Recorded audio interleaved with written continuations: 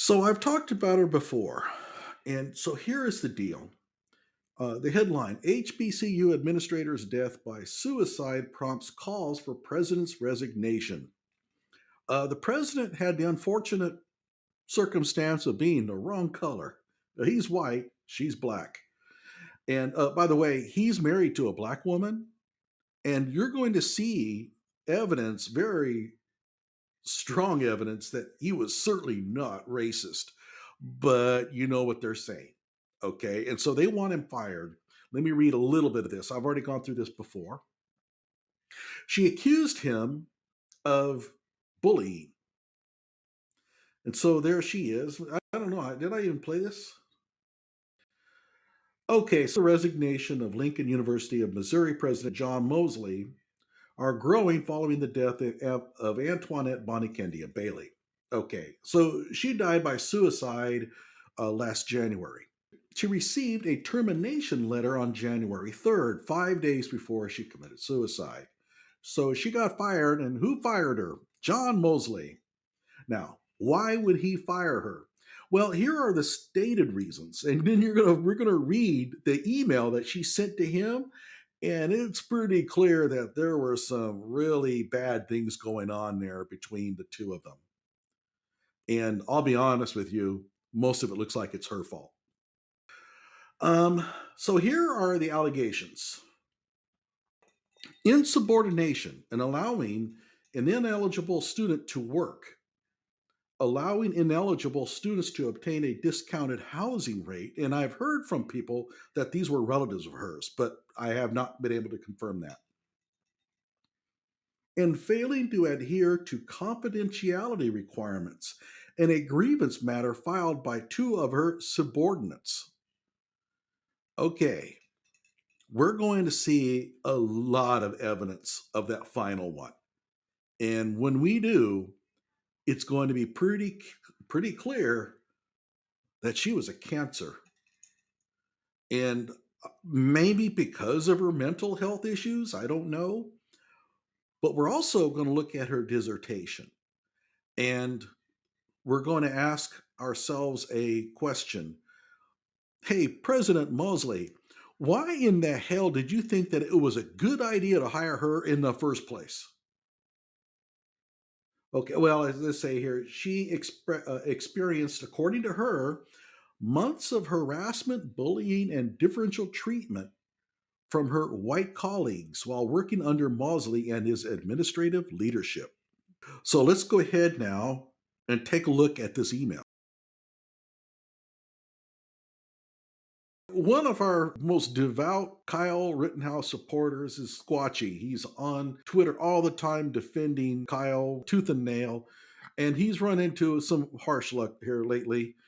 He has an autistic son who needs a computer for his education. I guess there's a therapist that can help him, but he needs a computer for it.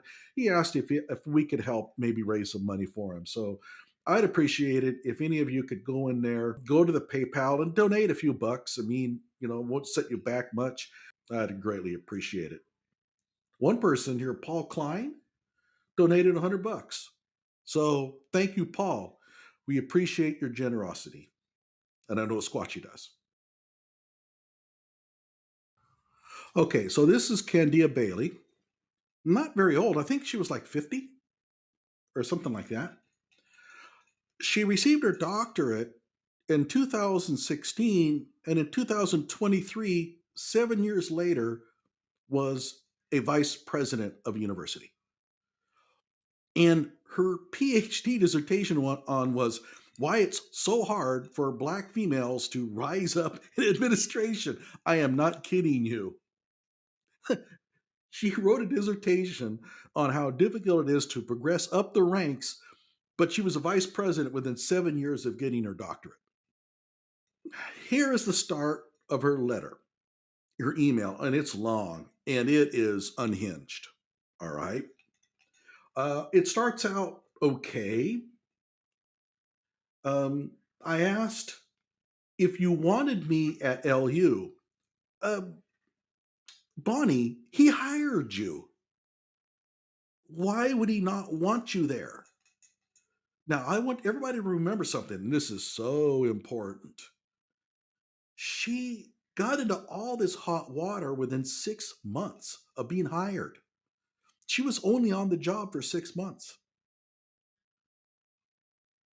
So Mosley hires her and within 6 months doesn't want her.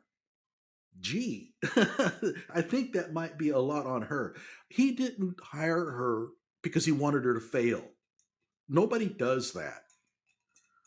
I'm sure that when he hired her, he felt great about the hire. He thought he was going to that she was going to work out really great. If he had read her dissertation, he would have known that trouble was coming, but he didn't spot it. I did. Of course, after the fact, a lot easier then. Okay, let's go ahead and continue on.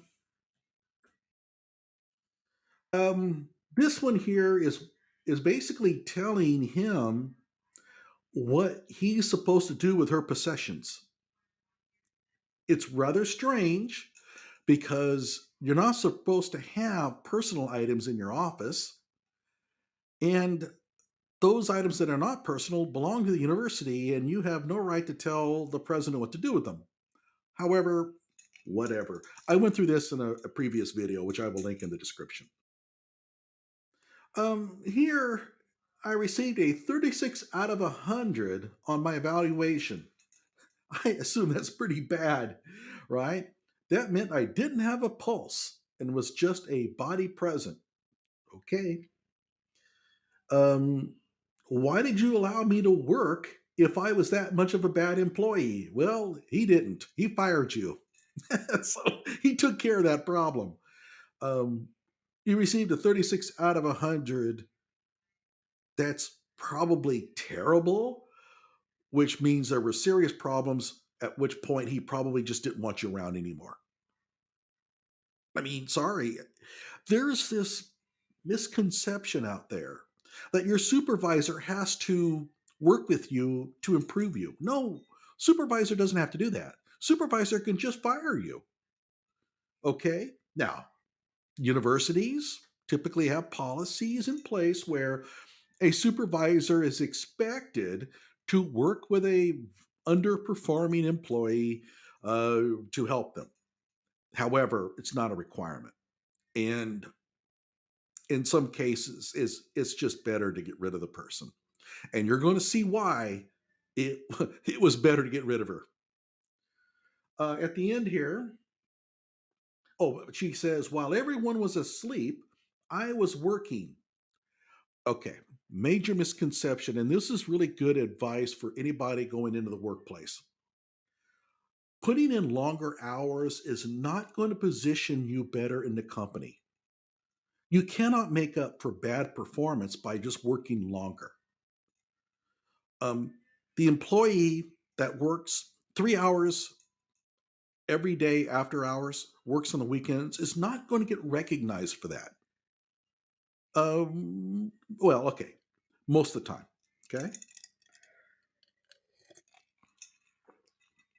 Companies and universities value efficiency.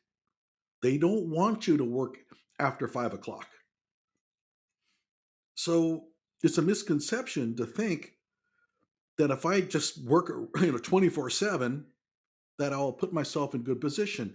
And the fact that she's working those long hours is kind of a dead giveaway that she knew she was underperforming and thought that she can make up for it by just being a hard worker. Doesn't work like that. Now, I could be off base on that, but that's what I'm guessing. You even asked that I do a schedule send on email so folks aren't getting messages at all times of the night. Don't be emailing people around the clock. It's not good. I don't want to get an email from the vice president at 10 o'clock at night. And he told her, don't do that. Instead, use a schedule send. That's good advice. I don't see any problem there. Okay.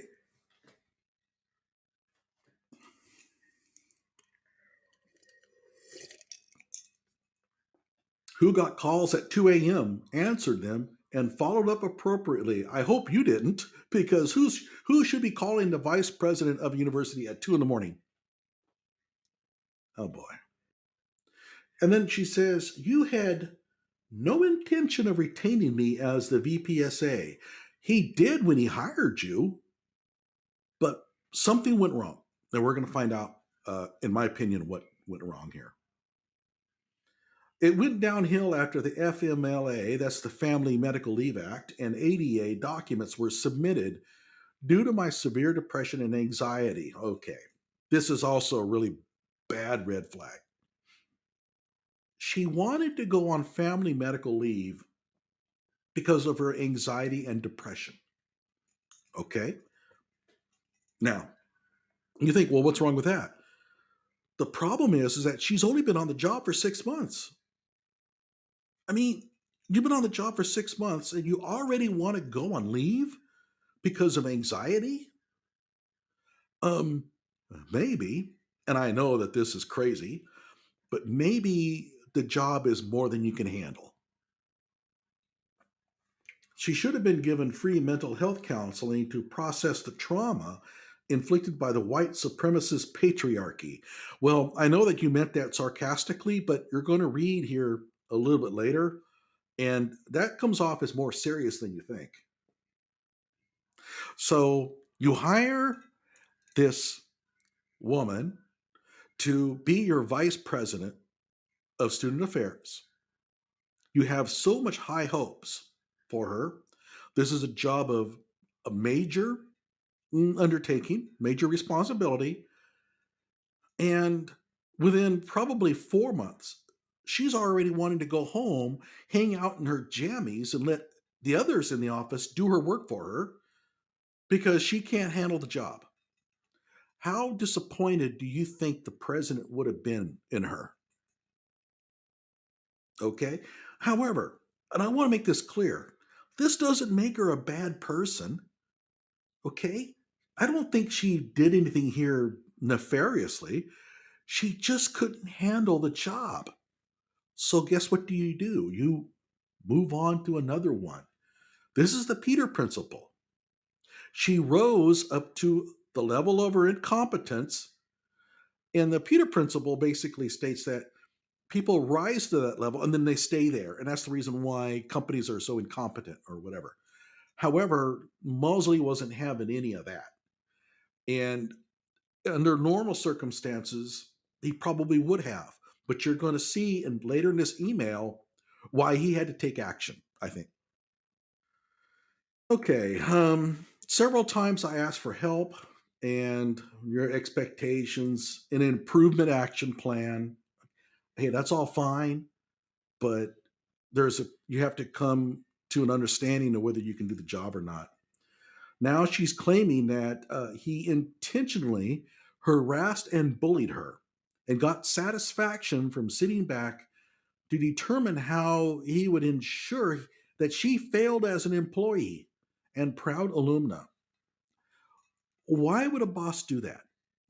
Keep in mind, I can see this happening if you have a new boss coming in and he doesn't like the old employee. That happens all the time. Okay. Or if an employee comes in and over a long period of time, the boss and the employee just start to not get along.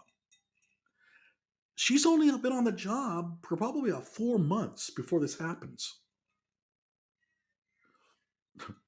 Well, okay, so it makes no sense. You allowed me to do your dirty work and clean house in student affairs.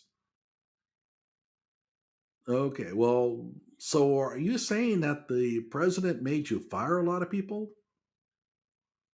I'm not so sure. Oh, it gets worse. Okay. And she says, members have openly mentioned this concern. That's hearsay. Who are these people? This is bullshit. It's like we didn't say anything to you about the dysfunction and mistrust. Okay, there's a couple of things that show up here. This loyalty and trust thing. No, no, no. It's not about that. It's not about loyalty and trust. It's about doing your damn job. You got hired to undertake certain responsibilities. I don't need the supervisor or my subordinates to trust me. I don't need a loyalty oath amongst us. I just need for them to do their job to the best of their abilities and for me to do the best job I can for my supervisor. That's what it comes down to. This isn't the mafia. We don't care about loyalty and trust. If the best way for me to trust somebody is when I see them working their best to do the best job they can. And right away, we see problems. It says at the top, coaching is needed. Have Joe and his team member strategically help you and bridge the gap. Who in the hell are you to tell the president of the university that he needs to go to some dude named Joe and get trained? Are you starting to see the problem? Let's see, I'm going to read here. I mean, there's more of this. People stroked your ego. We have yet to understand the improvements you could make as president. Oh, God. And now she's griping that he didn't respond to her concerns fast enough. This might be legitimate. I don't know. You were made aware of my mental health by email before I sent the email to the BOC. That's the board of curators. You scheduled a meeting on October 26th. Your demeanor was that of rushing. You stood the entire meeting and you appeared heartless. Whatever. Whatever. This pisses me off. You appeared heartless. You stood the entire meeting. You were hired to do a damn job. Do your damn job. You don't have to sit there and worry about whether the president appears heartless.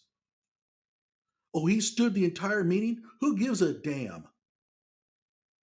But you see what I'm talking about. Be kind and watch how people be kind and watch how you talk to people. Yeah, okay. Tell the college president how to do his job. Your words hurt. I observed you don't like it when people do this to you. I mentioned this to you, and you said, Bonnie, you do the same thing. I acknowledged I was direct. In other words, she did the same thing and tried to make changes in my delivery. I don't care if you try to make changes in your delivery, Bonnie. What matters is whether you do. Oh, man. As you beat me during opening, I beat a staff member, William. I was 3 months into the job, and he was a month and a week into the job. You beat me about housing, and I lashed out at him. My God, this poor bastard, William, has only been on the job for a little over a month, and Candia-Bailey is already bashing him, and she's blaming the president for it. Let that soak in. Okay, look, I worked in two university administrations, not as a senior administrator, but as an administrator.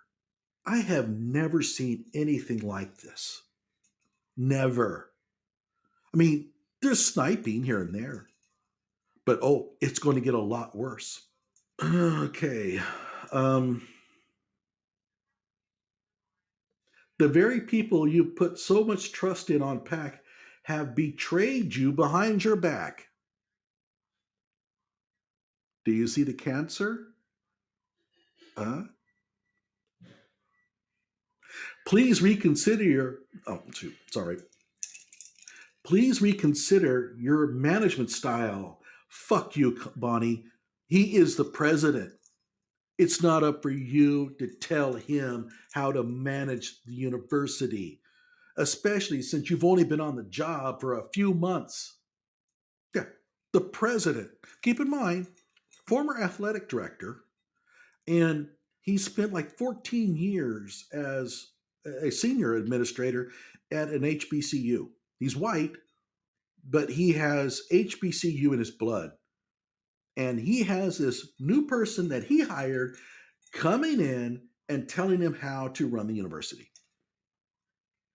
You are the first president I have ever seen, and I've worked and graduated from some influential R1 institutions. Oh, excuse me. Oh, I didn't know that we were dealing with a Nobel Prize winner here. You're the first president to have his hands in everything. I mean, everything. Now, for areas you don't know much about, it's known you stay out of the way. It boils down to your lack of, what is it? Trust, insecurities, and control. If the university president wants to have his hands in everything, he can. He's the president. It's his professional decision to do that. And you are not a person in a position to question that. What knowledgeable and self confident president, do you sense the arrogance? Has time to monitor every divisional email account. Here's what I think would happen. I think that it was his monitoring of every divisional email account that's what allowed him to realize that she was talking shit about him via email. And that's probably what led to a lot of this. Just guessing. And then she complains about the money they spend on attorney fees. That's not her problem. She's the vice president of student affairs. She has no business getting involved in the amount of money that the university spends on attorneys. Now she's complaining about unethical things happening, corrupt spending and ordering, grant funding being used for personal gain. Bonnie, that's not under your purview. You're the vice president of student affairs.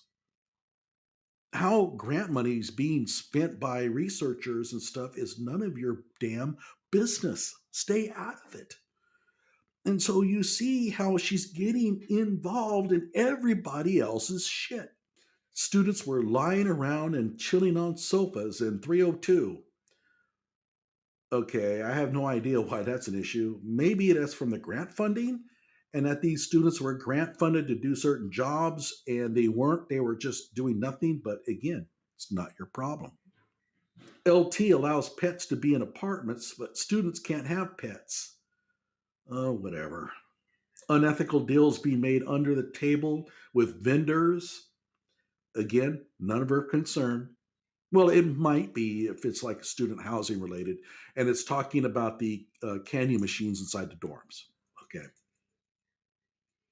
And she's complaining about Curtis getting cash paid. Now, I want to make sure everybody understands something here. She didn't just email this to him. If she had just emailed it to him, it would not have been as big a deal. She emailed this to almost everybody. People who didn't even know her got this email. And she's making claims in here about certain people doing dirty dealings. How do you think they feel about this? Oh my God. Sexual misconduct with students. It's an allegation that there's no context, no evidence here. She just says it. Oh, I don't know if there's anything here that's complains about the website not being updated. Okay, there are bigger problems, Bonnie, to worry about than that. Nah, my expectations were way too high. Therefore, get a different job, Bonnie. Stop bullying and beating PAC. I don't know what PAC stands for, some sort of committee, in front of others.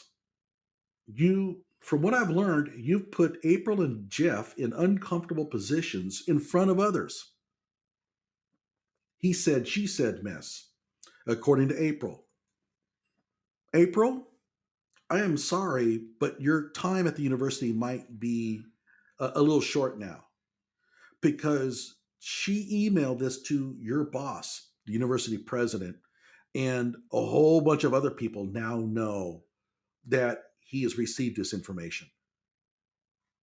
How can you just bring up sexual misconduct without alleging anything? Well, Bonnie can show you how you can do it. She did it.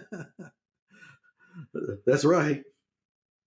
As you will see, it's now going to get really messy.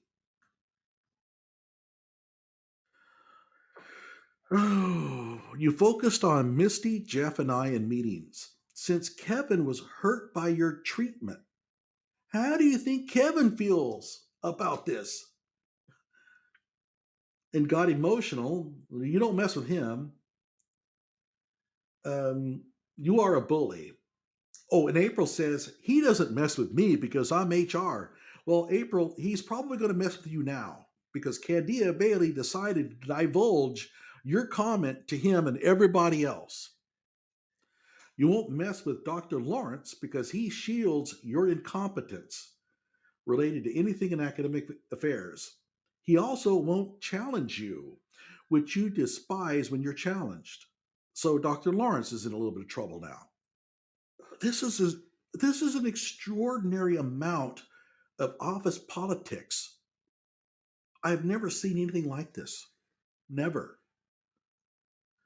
Where I've worked, administrators, while you might have some grumblings about them on minor things, they pretty much do their job. April is the one that shared how you sit in your office window and determine who's in the office and who is not by the cars in the lot. So the president now knows that April was talking crap about him behind his back. What secure president has time to do this? What secure vice president has time to worry about this shit? Stop micromanaging, but also the uni needs to reduce its attorney spending. Yeah, right. That's great point. Great point. Um, she's telling him to stay out of all these things, but she herself is getting to all of them. I've never seen such a busybody.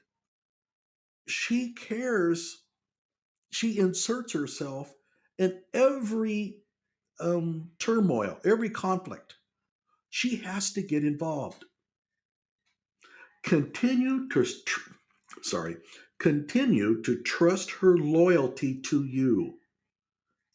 Oh man, she's a liar, throws rocks, and hides her hand. And I assume that she's claiming that he says that about her, but this is written so poorly it's hard to tell. But I believe that's what she meant. I included a few messages she would send about the job. So she's divulging email that April sent to her to him. And I have a feeling that April probably did not want that email shared with the president. Although, to be honest with you, never send email from about a person on the job. I mean, you have to pretend that every email that you send is going to be observed by everybody in the office. That's always a good way to approach it. If you really need to talk shit about somebody, and I never recommend doing it, but if you really gotta, do it verbally. And then right before you do, talk yourself into not doing it. um, really focus on your job. Do the best job you can for your boss. Your job is to make your boss look good. Okay? That's what you should be doing. She's not doing that. You didn't support divisional programs. That's his prerogative. It's not yours. He's the president. Oh, here's really good. Shift the culture from a heavily populated drug and weapons campus. Okay, let me read this from the start because the lack of parallel construction here is really tough. You treat residence life and the RAs like ragged, unkept stepchildren. Retain students. Now, how does this work? You have a complaint followed by a suggestion in a comma series. And then she has another suggestion. Shift the culture from a heavily populated drug and weapons campus. Gee, Bunny, you sent this thing out as your final letter to everybody. This is not a good way to talk about your school. I remember she's an alumnus and she's really into this loyalty thing. In fact, it's pretty clear the fact that she was working at her alma mater and therefore wanted to succeed badly because it was her alma mater and loyalty thing. That's what led her to basically become depressed and ultimately commit suicide. And yet she's telling everybody that the campus is drug and weapons permeated. Okay, bring unity, learn your team, learn the different divisions, learn this great institution beyond words. Great institution. You just got done basically slamming it by calling it a drug and weapons campus. Oh, man. Remember, she's the subordinate. Did she put the bold text and highlights in here? Um, the boldface and the underlining is hers. I think that she did do the yellow highlighting as well.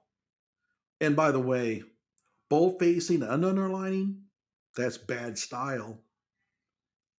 She's not a technical writer. Well, at the end, I'm going to read her dissertation. I mean, pick out parts of it. You'll see that she really struggles with writing. You included my attempt to hire Jada Smith in the evaluation. Where do you think I got the idea of retaining her? And why do you put retaining in quotation marks? I don't know. And reaching out. This is a personnel decision. This is a hiring of a person. And she sent this email out to everybody. Oh, here, this is good. You still need to meet the basic fundamental leadership qualifications for a university president. How would you like to have your subordinate saying that to you? However, the board gave you a chance. When Jeremy asked if I knew anyone who would be a great provost, I suggested a white woman and sent her profile. I was directly told you weren't hiring a white person. Not one white candidate was in the finalist provost selection. This is the same man that everybody is claiming is racist. Rashad Ritchie, Roland Martin, they're all saying this was a racist white person. She suggested a white candidate, and he said, no, I want a black candidate. He's married to a black female. He has black children. And he's supposedly racist. I'm not joking you. It's that bad. Incredible.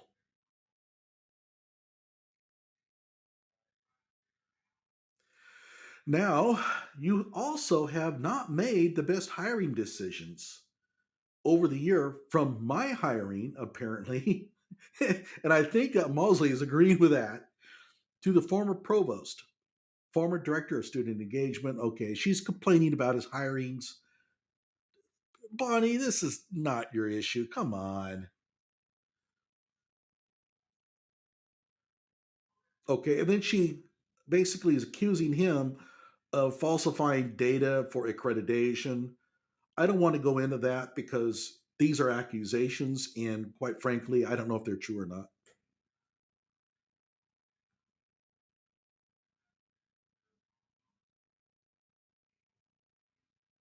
Pinky's letter was not a lie about April's unprofessional behavior. And I don't know who Pinky is, but evidently another office worker.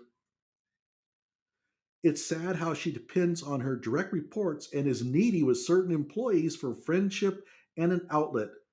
Oh, great. So we're psychoanalyzing your colleagues. As the HR director, according to Jeremy, she was flirtatious, wanted his attention, and was needy. This is all documented in text.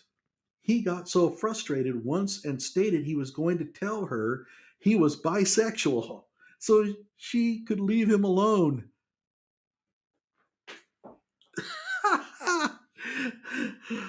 Of course, all this is supposed to be confidential. This is HR. And she has disclosed this to everybody willing to listen. Um, Pinky is getting slammed. April's getting slammed. Jeremy's getting slammed. I thought this was odd, but April is indeed needy and insecure. April is going to have to. Okay, so the president has taken some time off for an independent investigation to go underway on whether her allegations are true or not. And if he is reinstated, well, he's on leave, so he's still president. But if he comes back, April is going to have to get on her hands and knees and beg for mercy. And all because Bonnie couldn't handle her job. And now she's complaining that one of the staff members has jail time and DUI offenses and misdemeanors. Okay, maybe he shouldn't have hired her, but as vice president of student affairs, Bonnie, it's not your concern. And she goes on, I'm not going to go into this. I mean, Jeremy Fogg has been slammed here, and I just don't want to get into that. He still drinks and stuff, whatever.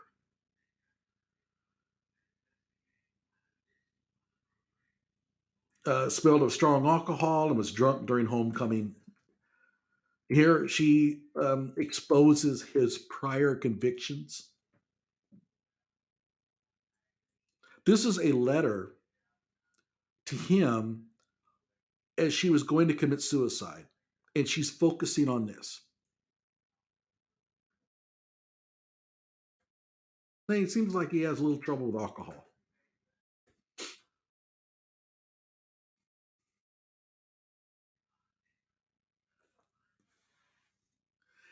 Interestingly, African Americans are your target to let go. Gee, I wonder if she's claiming that he's firing her because she's black.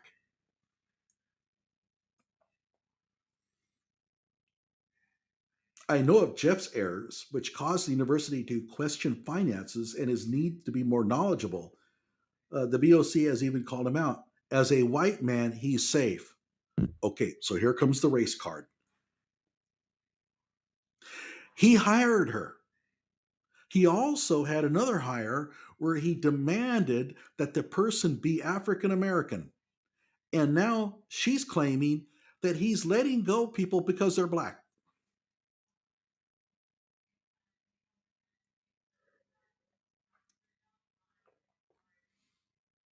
Yep. It didn't take long, did it? Now, Rashad Ritchie and, like Roland Martin and all them, how many out there think that they read that part about him demanding that a black person fill that one spot out loud to their audience? How many of you out there think that they emphasize that in their reading of this email? Well, you're wrong. They didn't mention it, but they are going to certainly pick out this little statement. Oh boy, more dirt. I don't think there's anything here. Please think about please think what you want about William, but he's the most dedicated and loyal employee I've ever witnessed. How many out there think that this is going to help William? Well, you're wrong. William's in a lot of trouble. Being mentioned in this email is a problem. This is not going to help William because he's going to be seen as Candia-Bailey's minion. My prayer is that you don't target him next. I don't know how hiring in HBCUs work for admin. Do they have a legal exception to ask to hire people of certain races? My gut feeling is that the answer is no, but the discussion with the president and Candia-Bailey and whatever was probably meant to be in private, and there was never any official like declaration.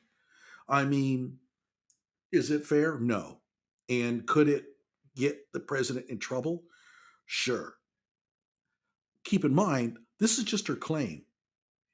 I don't think there's any evidence that he actually did that, but if he did, I don't think that he's covered. Remember, this university is a public university, it's not private. But I'm glad you brought that up because I hadn't even thought of that. Let's see, I don't think there's anything else on this page. Another concern is that Cindy Wassing can go off on people in emails.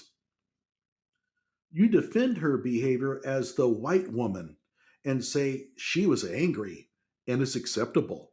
However, I'm an angry black woman. No, those words weren't strictly used. Okay, then don't say that they were. But you indeed alluded to this stereotype that has demoralized black women for decades. Um,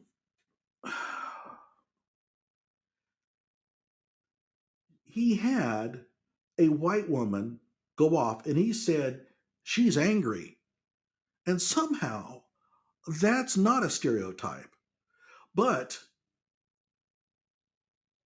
he never said that she was an angry black woman, but she gets to say that he did. I mean, this is so backwards. If anything, what we see here indicates that he is using a angry white woman stereotype, not the other way around, but she's twisted it. There's no evidence here that he considered Candia-Bailey an angry black woman, but she's just going to claim it anyway. I have an idea, by the way. If you're concerned, let's go back. If you're concerned about the angry stereotype, don't be so damned angry and you cure the problem. Why should anybody be regarded as an angry person in the workplace? Greg Hayes, as a white man, I should allow him to talk to me anyway like I'm the help. And because I tell him he's privileged, not white privilege, I am documented. So let me read that again because I didn't inflect it right. I should allow him to talk to me anyway like I'm the help. And because I tell him he's privileged, not white privilege, oh no, I am documented. In other words, turned in for a report. Another reported. Um, you told a white dude that he's privileged, and it's okay. You know, nobody's going to associate that with white privilege. Are you kidding me? This is playing the innocent. I'm just an innocent farmer. This is not innocent.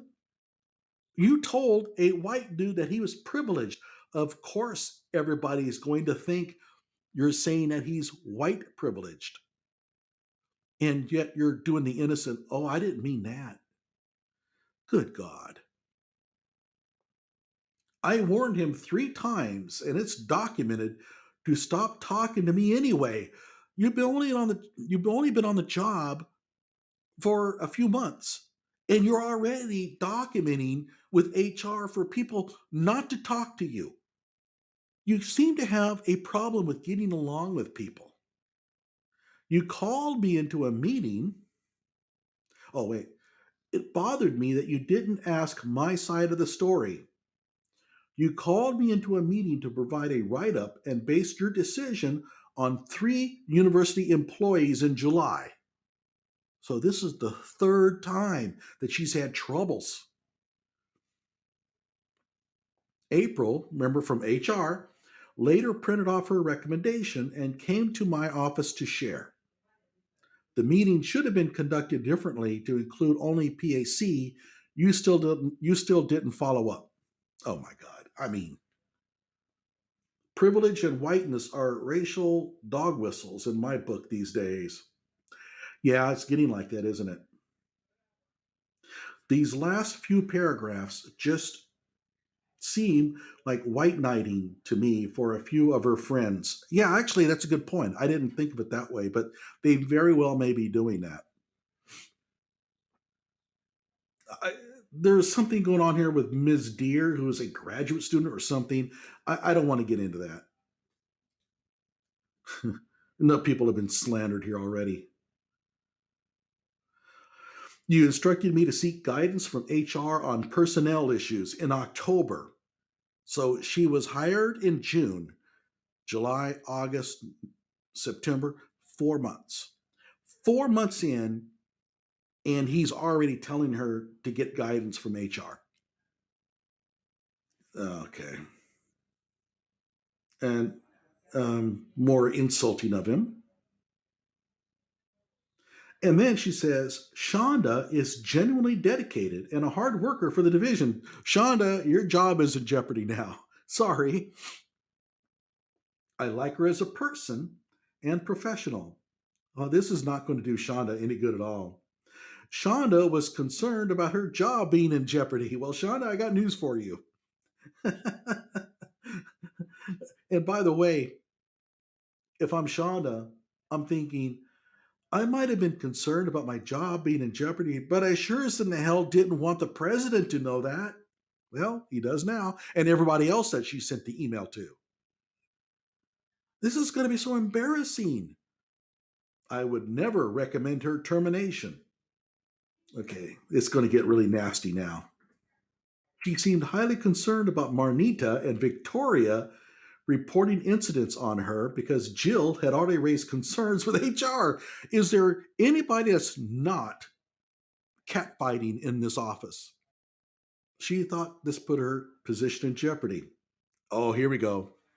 My soul didn't sit well with the grievances she completed on student affairs staff and the delayed time of reporting both instances on the same day. HR asked if I witnessed Marnita hitting Shonda at your holiday party. Damn it! Why can I not get in on these parties? I explained I didn't. I don't believe in my spirit that Marnita hit Shonda. Oh my God. Can you believe this? I don't know what the president is like. He's either a part of this problem or he's a guy who just sits at the top and watches all these people flailing at each other and thinking, oh, they don't pay me enough. Okay. Shonda always carries a gun from working with LUPD. She would not have allowed someone to disrespect her. Shonda would not have allowed anyone to disrespect her because she carries a gun, damn it. Like, what was she going to do if someone disrespected her? And by the way, have I not mentioned many times that this whole concept of respect is tearing communities apart? It's it's not like in the old days. Nowadays, people are shooting each other because they got disrespected. They're tearing, restaurants apart because they got disrespected. And you're seeing it here.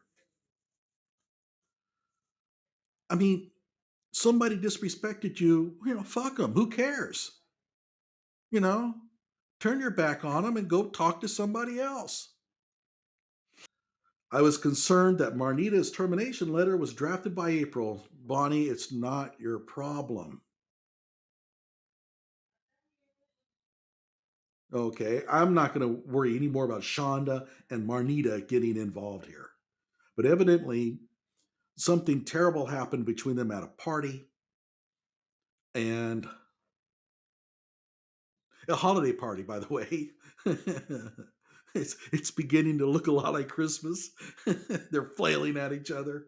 Oh my God. People are knocking things over because some GameStop employee disrespected their pronouns. Oh no. I don't know anything about that. But yeah, it shows up in there too, doesn't it? It's all about respect now. You earn your respect. You're not entitled to it. But the new generation doesn't seem to understand that.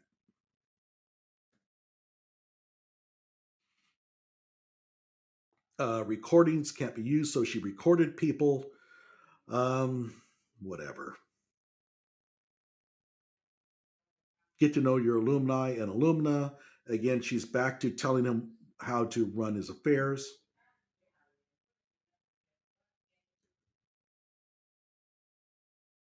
Um, I was warned, dang, I was warned during my interview by Jeremy to make sure I stressed I didn't want your job because some alumni and alumna discussed me being president in the alumni group. What? I assured you during the interview. This is when she was being hired. I don't I don't desire I don't desire to be a college president. Why would they have to tell her that? She said something and they said, "Oh no, no, no, no, no, no." She was being interviewed. They evidently wanted her. And she said something where they said, "Under no circumstances do you say anything about becoming college president because that's never a good idea." To tell the person that interviewing you that you want their job. Just don't do that. Terrible. And be more intentional about your meetings. I scheduled a meeting that day to discuss your concerns.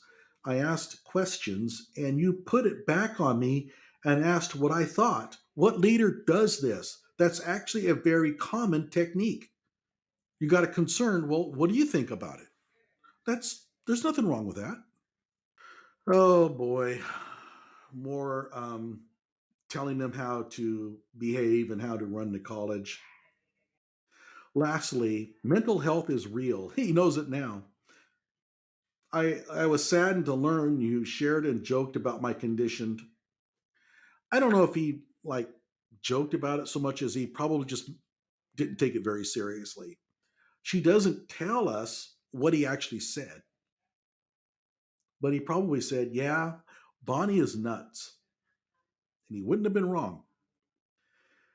And then I won't be around. However, I have faith that this once great institution can be great again.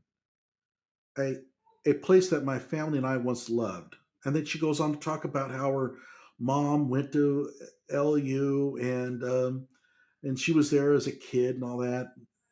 Bonnie, that's all fine, but when you become a university administrator, the fact that you went to LU when you were a kid is not relevant.